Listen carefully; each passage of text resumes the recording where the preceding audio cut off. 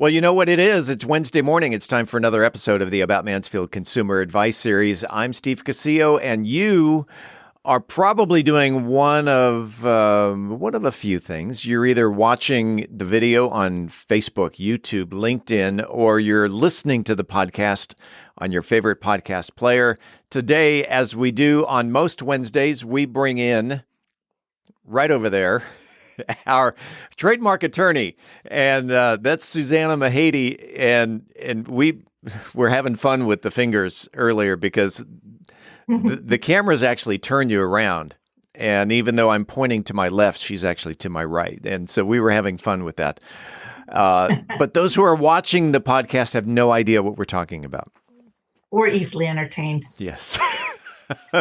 Today, you have an update on Taco Tuesday. So for those who are watching and those who are listening, if you want to go back maybe 2 or 3 episodes, we talked about the trademark of the name Taco Tuesday and how Taco John's owns the trademark, this big franchise up in the Montana, Wyoming area, right? And how Taco Bell wanted to put that to an end. But you have an update on Taco Tuesdays. Yeah, and so the issue was that Taco Tuesday is something that is universally used by so many people, and Taco Bell wanted to basically cancel that trademark and allow everyone to be able to use it without infringing on the owner, who was Taco John. And so they started obviously litigating, and Taco John has agreed to basically relinquish their rights to the trademark. And they decided that it was better to just stop fighting and spending millions of dollars on lawyer fees and allow the trademark to be used by everyone else. And so instead, what Taco John's did is they basically challenged Taco Bell and other companies, other franchises to donate money to a charity. And it was a nonprofit established to provide funding for families of restaurant workers who may need financial help in a crisis. So they offered to donate $100 per store, which I think amounted to like $40,000, and challenged everyone else to do this. So it's a win-win.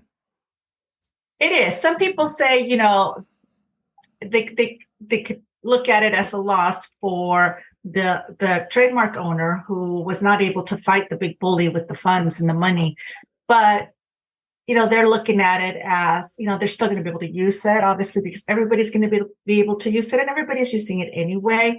But I think that just goes to show you how, a mark can become diluted by use. And if you're not able to enforce it, you could lose it.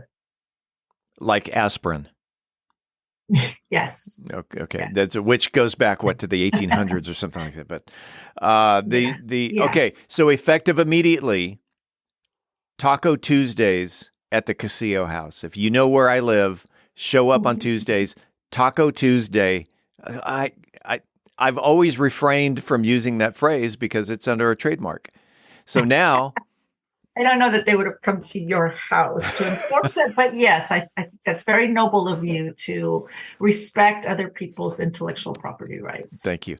There's actually a restaurant here in Mansfield that does use that phrase, and they've been using that phrase for years. But it was used all the time. Yeah. I mean, it was universal. I think it's one of those brands or names or marks that everyone's kind of latched onto, and many people just didn't even know that they were infringing or that it was a trademarked.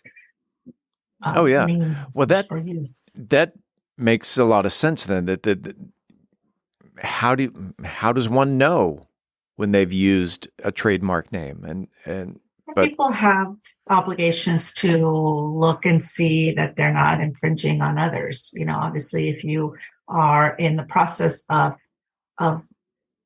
establishing a brand, or you are starting a business and you want to make sure that you are going to use the name that you want to start marketing and spend money creating the brand and making sure that somebody else isn't already using it. You'd want to have somebody do a really comprehensive search, because you don't want to invest a lot of time and money in creating this brand only to find out that somebody already has it and that they're going to come after you. And then you'd have to spend money to rebrand. Right. I remember back when we first started doing this series together that I told you a story off the air about how I had created a business back when we were living in California, and within a couple weeks of running this business, I was actually contacted by an author who owned the trademark to the name of the business that I was using, and one of her books was actually named in that. And she says, I thought I would reach out to you nicely before my attorneys reached out to you. And by the end of the day, I had a new name for the business. Right. But well, and remember that if you have a brand that you want to enforce, there's watch services, there's ways to make sure that, if anybody uses it, notifications pop up. And so you can sign up for these types of services to protect it, to enforce, your rights. Let's talk about a new trademark. Yeah. So I'm sure you've heard, it's been all over the news and social media that Twitter is changing its name to X. And, it's interesting because the Twitter brand, the name and the logo, that's $1 billion investment there. Sure. That has a lot of value. And it looks like Elon Musk wants to just basically throw that down the drain and rebrand completely to this X mark, which ironically has been taken by many, many other companies, including Facebook or Meta and Microsoft. When they started with the Xbox, I believe that they trademarked the name X back in, maybe 20 some years ago.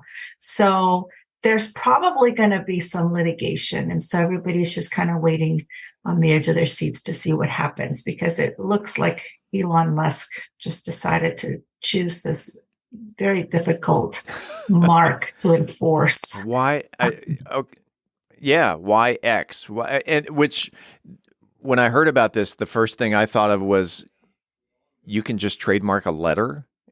Can I trademark the letter A or the letter G? And you can. It's just very hard to enforce. I think it's going to be it's going to be difficult to register it because it's already taken in the same class. It's like, in the social media software downloads, all of that. It's already been taken. I believe I read somewhere that there was over 900 X trademarks already. Oh, wow. So it's pretty, saturated. I don't think that it's going to fly, but who knows? They've got the money to spend, and maybe it's going to be a hard fought fight. I probably would have chosen another letter. There's a lot of letters. Just like the lady who sent me the email. Choose another name. Yeah. Well, I don't know that, I think Elon has obviously a lot of lawyers that work for him, and maybe it's just, when you have the money to spend, you just pick what you want and try to go for it. Right. Well, he chose another name with Tesla. You have the 4 models. The models, I didn't know this until recently. The 4 models was supposed to spell out the word sexy. The model, the Model S, the Model E, the Model X, and the Model Y. But the Model E was already taken by Ford with their electric vehicle, and apparently, allegedly, Tesla went to Ford and said, "We would like to use Model E to complete sexy." And Ford said, this is our trademark. And so instead of the Model E, there's the Model 3, which is, when you look at it, it's an E backwards. Mm-hmm. Mm-hmm. Sexy. Interesting. So. Very interesting. I tell you, it's, I I don't understand sometimes, the rationale for how these names are selected, but I think it's important to, most people cannot face a challenge like, they could with against someone like, Meta or Microsoft. And if anyone's going to do it, it's probably going to be Elon. Well, if something happens with the X and its trademark, will you keep us updated? Of course I will. Well, all right. That is another 10-minute nugget of information. Susana, if someone wanted to reach out to you, if they've got a business or something that they want to trademark or just want trademark information, how can they reach out to you? Find me through my website at www.mahadylaw.com, and that is spelled MAHADYLAW.com. That's mahadylaw.com, and that over there is, nope, the other way. There you go, is Susana Mahady, attorney at law and specializing in trademarks. And you know what? Let's do it again. I was going to say next week. We don't do this every week. No. Let's do this again real soon. Okay, sounds like a plan.